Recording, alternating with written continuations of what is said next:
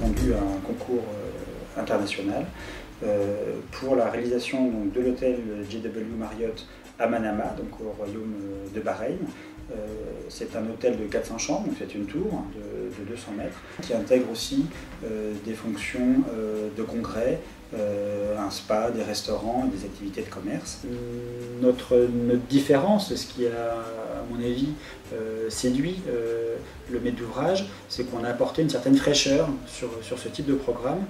sur un territoire qui s'appelle Bahreïn Bay, qui est un territoire en emprise sur la mer.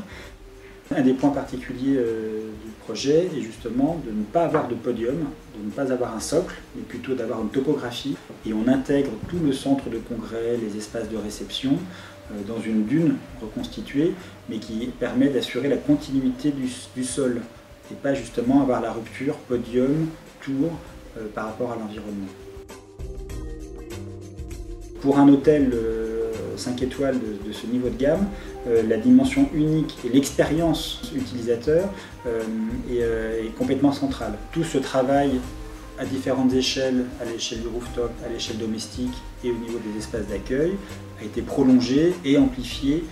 par le travail de Jean-Philippe Nuel dans le traitement de l'architecture d'intérieur. Mais ce travail à l'échelle domestique se décline et forge et façonne l'identité générale de la silhouette du bâtiment. Cette façade plissée, inspirée des robes d'Issey-Miyake, donne de la texture et de la structure. Il y a deux concepts, il y a la dimension un peu féminine de l'eau et de la référence à la mode, et en même temps une dimension environnementale avec une façade plissée qui, à la manière d'un cactus, fait de l'ombre sur lui-même.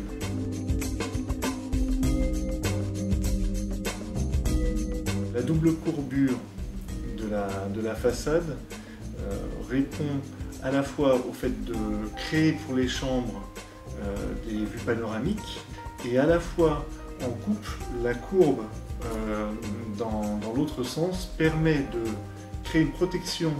vis-à-vis du vent pour la terrasse panoramique en partie supérieure, et en partie inférieure permet de créer une réinterprétation du concept classique de la marquise d'entrée des hôtels de luxe tels qu'on peut l'avoir à travers le monde.